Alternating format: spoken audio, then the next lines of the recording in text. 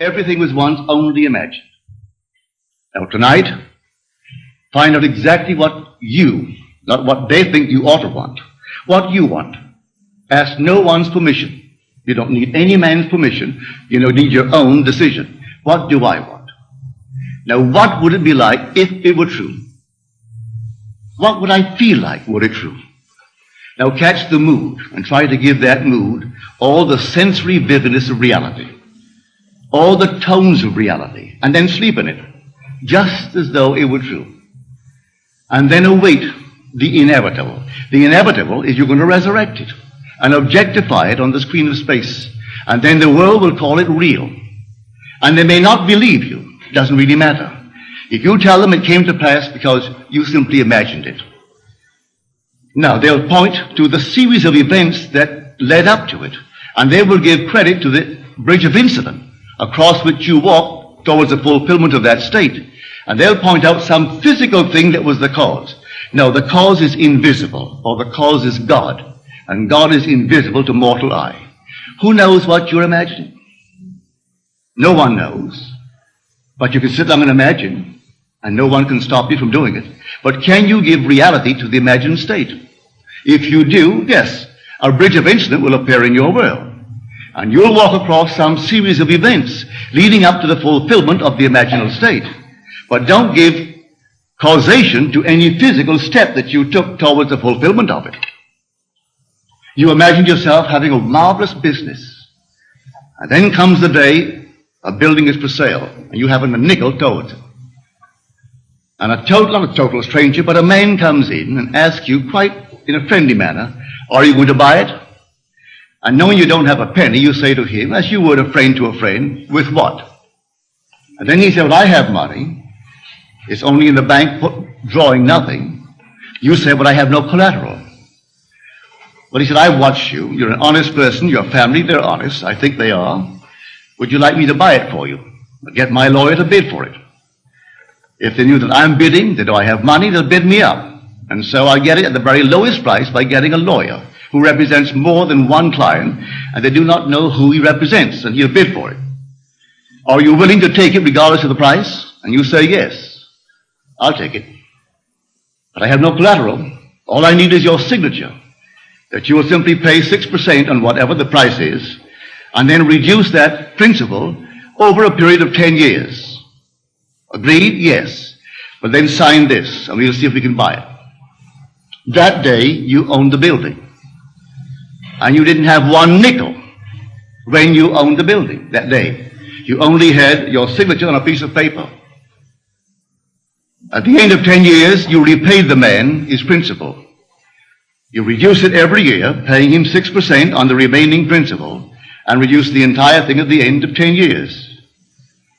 That man dies 20 years later and leaves you $150,000 in cash, tax-free, and a couple of homes and many personal belongings. In the meanwhile, you continue in that business, and it multiplies and multiplies. And that year was 1922, 1924. This is now 1968. That building, I'm speaking factually, that building in 1924 is now gone.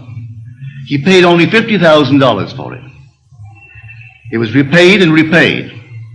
A bank 3 years ago bought the property, because the building was rotted, bought the property for $840,000 in cash and no capital gain, from $50,000 to $840,000.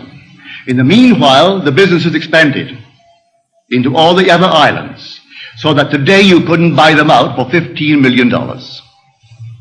All in imagination. And this goes back to the imagination that preceded this man's offer to buy the building. For the young man seeing this building and entertaining a thought that the present owners deceived his father, and through deception got him out of a partnership, a junior partnership. And he was moved not to get even, but to prove that he really had something within him and could be a success in spite of their deception. And so every day he would see on that marquee not their name, but his own family's name. And he would see it in his mind's eye, because you could not take their name and transliterate it and make it spell this man's family's name. But he saw it. And in his mind's eye, he saw that name, which, if true, would imply the family owned it. He did it every day, twice a day, for 2 years. And then came this sudden, out of the nowhere. And the whole thing was made possible, and today they're all over the islands. And they have no partners. They've never taken in one partner, never sold one bit of stock outside of a family ownership. All by imagination. Now, I know what I'm talking about because I am a member of that family. I'm speaking of my own family. This is not hearsay. I know it. My second brother, Victor, was the one in whose imagination this whole thing began to bloom. And he still works all by imagination. He knows what he wants, and then after having decided in himself, that's what I want, and that's good for the business, he then in his mind's eye, he appropriates it. And then let things happen. As told us in Scripture, the vision has its own appointed hour. It ripens, it will flower. If it be long, then wait, for it is sure, and it will not be late. Read that in the book of Habakkuk. Here is the true translation of that passage in Habakkuk. So when you know what you want, remain faithful to that assumption. And the assumption, though at the moment, is denied by your senses and denied by reason, if you persist in it, it will harden into fact.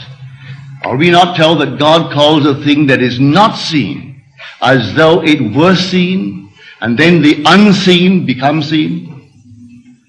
He calls everything from the unseen into the seen in this simple manner. For he is the resurrecting power. So if I assume that I am, I don't have to have evidence to support it. I assume that I am. I am what? Well, I name it. And having given it a name, given it form, given it definition, remaining in it, I resurrect it. So I know what I'm talking about. All I need from you is the acceptance of it. Will you believe it? Will you believe that with God all things are possible? Will you believe that all things are possible to men? Well, you can prove it in the not distant future.